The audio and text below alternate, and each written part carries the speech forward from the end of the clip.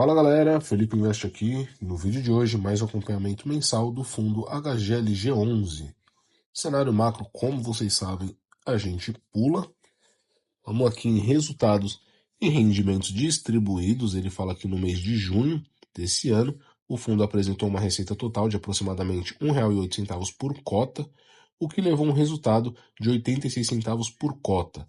Fala também que nesse mês eles tiveram um impacto extraordinário, ou seja, não acontece todo mês, não é algo recorrente, de aproximadamente 2 centavos referente à venda dos fundos imobiliários que eles fizeram, e 1 centavo referente à multa e juros. E o rendimento anunciado pelo fundo foi de R$ 1,10.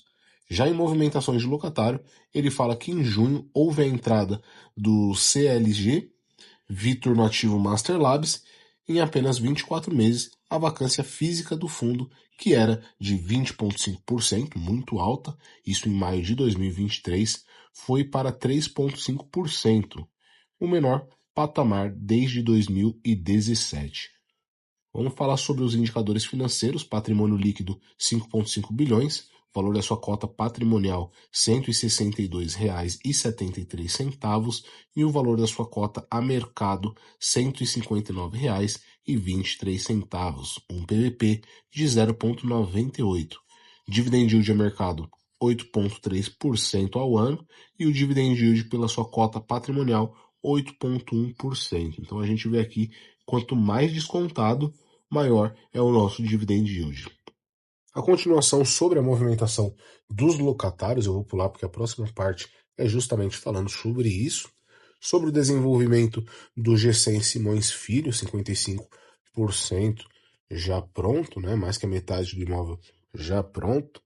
A alavancagem financeira, ele fala que o fundo encerrou o mês com 11,5% de alavancagem financeira no portfólio, sendo que 13,7% é o que realmente eles consideram pelo volume da dívida via SPE. Indicadores imobiliários, então esse fundo ele tem 28 imóveis, 149 locatários, um prazo médio dos contratos de 4,6 anos, uma vacância física de 3,5% e uma vacância financeira de 3,6%. Aqui no resumo do semestre de 2025, ele fala que para manter essa distribuição de R$ 1,10, ele vai continuar vendendo e comprando os galpões logísticos, né? Que a gente sabe que ele faz essa reciclagem do portfólio. E aqui manter a atuação do fundo em desenvolvimento que aumente o potencial da geração de renda a médio prazo, sendo orquestrado e tempo exigido para a construção de determinado projeto com recursos e a vida do fundo, para que o patamar de renda durante os desenvolvimentos não seja afetado. Aqui ele fala sobre esse desenvolvimento que ele está fazendo, o HGLG Simões Filho G100, que segue com previsão de término em outubro de 2025, né, que eles estão fazendo aí a construção de um condomínio logístico, galpão logístico sob medida por Mercado Livre, o BTS Média, a gente já sabe, prazo de conclusão outubro de 2025. Melhorar o resultado da exploração do atual portfólio, especialmente em termos de diminuição da vacância e aumento de valores de locação. Então ele fala aqui que as novas ocupações do HGLG Itupeva G300, locação do espaço remanescente para a Seva, encerrando completamente a vacância deste imóvel, elevando o nosso indicador ao menor nível desde 2017. Renovações e revisionais contratuais, HGLG Vinhedo, Volkswagen, redução de aluguel em troca da extensão de prazo, ou seja, eles reduziram o valor de aluguel, porém aumentaram ali a duração do prazo, né, do seu contrato ali. HGLG Louveira, pela Ambev, mesma estruturação, redução para ampliação de contrato. HGLG Ribeirão Preto, locatário Magazine Luiza, renovação com aumento de aluguel muito bom. HGLG Blumenau, o inquilino Kremer, renovação com reajuste positivo. HGLG Goiânia, diversas revisionais contratuais com incremento de valores, então muito bom, né? Essas operações equilibraram ganho de ocupação e ajustes na receita, reforçando o desempenho do fundo. Então, aquilo que ele não conseguiu subir o patamar de aluguel, ele fez a duração ser maior, né? Então, muito bom. Ele perdeu de um lado, mas ganhou do outro.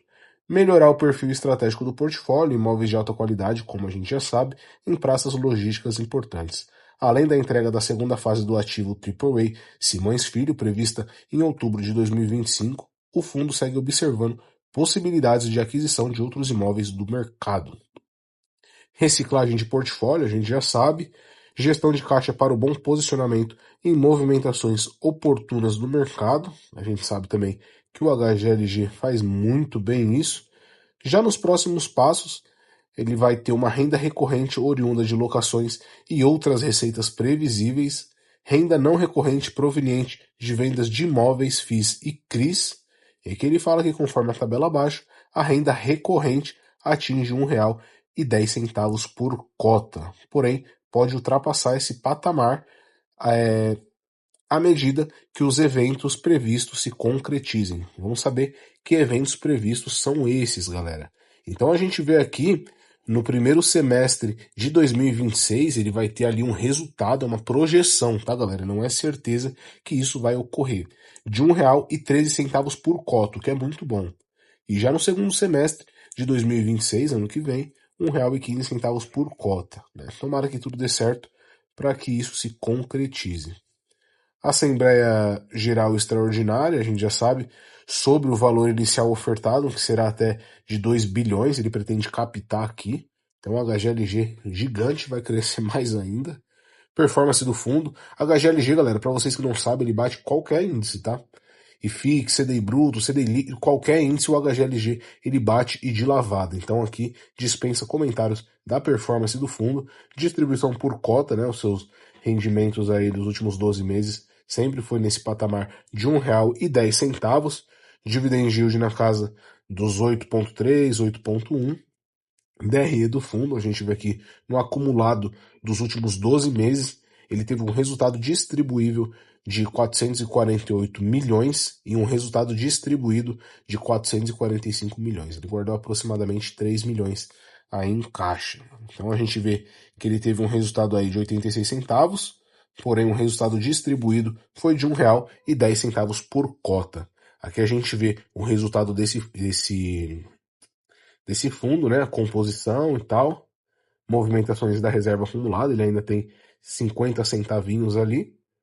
Carteira do fundo, a gente vê aqui os imóveis, FIIs, CRIs, LCI, renda fixa, parcelas a receber, aquisições e o patrimônio líquido do fundo, né? Aqui do lado a gente podemos ver as contas a pagar. Até 6 meses ele tem aí um desembolso de 136,8 milhões, né? Aqui as vendas, né?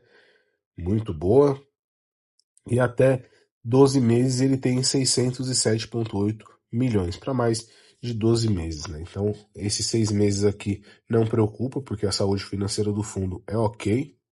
Saldo devedor, a gente vê que ele vem, conforme vem amortizando, a dívida vai abaixando, não é como muitos fundos de shoppings, né? Que conforme for passando o tempo, a dívida vai aumentando, né? Com o tempo ela baixa. Aqui já é o contrário. Dívidas e evolução de amortização são dívidas relativamente baratas, né? Até ok, né? Abaixo ali do benchmark, algumas inclusive. Aqui a gente vê o patamar dos CRIs, né? 5%. Carteira de ativos, a gente vê aqui bem diversificado, né? Maior exposição ali tanto do valor patrimonial quanto da porcentagem da receita contratada, muito baixo, excelente diversificação, 3,5%, 4,3% respectivamente. Por que que é bom isso, galera? Porque, por exemplo, a maior receita desse fundo vem do Itupeva G300. Se der alguma merda, Deus me livre guarde, o galpão explode, qualquer coisa, é só 4,3%. Imagine se esse galpão Itupeva equivalente a 50% fosse equivalente a 50% da receita do fundo. Olha aí, né? Se desse ruim, então o prejuízo era bem maior. Mas é bem diversificado. E aqui ele fala pra gente que são 28 ativos diversificados em 6 estados, né, com baixo histórico de vacância. Então a gente vê que 68,6% está localizado aqui na cidade de São Paulo, né? A gente vê a distribuição geográfica, alocação por classe, 29% AAA, 47% AA e assim respectivamente, alocação por segmento, De locatário, ele tem e-commerce, logística, automotiva, saúde, eletrodoméstico, farmacêutico e outros. Alocação por inquilino, maior porcentagem aqui equivale ao Mercado Livre, né, 13%, seguido de Volkswagen e Electrolux. Alocação natureza dos contratos, 30% atípico, 70% típico, né? 30 típico, 70% típico. Alocação por indexador, ele tem 14% IGPM, 85% IPCA. Mês de reajuste, seguimos de olho aqui em agosto, 12%. Concentração das revisionais 2025 tem bastante, seguimos de olho, né? 52%, mais que a metade, né? Dali dos seus contratos. Vencimento dos contratos 2025 apenas 12%. Histórico de vacância, menor patamar, como a gente já sabe, né? Carteira de ativos, a gente vê aqui 100% que o fundo tem de participação nesses galpões logísticos. Movimentações esperadas da carteira de locatários do fundo. Então a gente vê aqui em julho veio a Dreamist no Parque Torino e saiu aquele inquilino West Wing do Cislog, né? Comercial estratégia, a gente vê aqui a receita potencial R$ 1,23, muito bom, né? Isso é quando as carências e a vacância se zerarem. Então, muito bom, R$ 1,23. Quem sabe pode até elevar aí esse patamar de distribuição para R$ 1,15, R$ 1,18, quem sabe, né? Então a gente vê aqui o desenvolvimento do HGLG Simões Filho G100, né? Quase concluído, né? Tudo aqui quase 100%, inclusive, muito bom. Né? Em julho, a obra atingiu 81,84% de avanço físico e 78,45% de execução financeira. Que a carteira de ativos dos fundos imobiliários, né? A gente vê que ele vem diminuindo essa exposição aqui. Mês passado ele estava em 5,7, agora 5,5, muito bom. Né, os fundos imobiliários que ele tem aqui, inclusive ele tem até um pouco do Pátria Logístico, né? XP eu não gosto bastante, HLog ele tem também, XP LG, BTLG, TRBL, entre outros, porém são exposições bem baixas, né? Liquidez não precisa nem falar, dispensa comentários. Número de cotistas vem crescendo mês a mês. E basicamente é isso, galera. Fundo roda direitinho, seguimos de olho, não tem muito o que falar, né? A gente sabe da política do HGLG, que ele segue comprando e vendendo ativos, segue reciclando, porém agora eles vão começar a desenvolver os ativos, tem um cap rate maior, né? Um retorno maior ali e tal. O fundo segue direitinho, menor patamar de vacância desde 2017, como a gente viu. Qualquer novidade aqui eu trago para vocês, família. Eu sou Felipe Invest e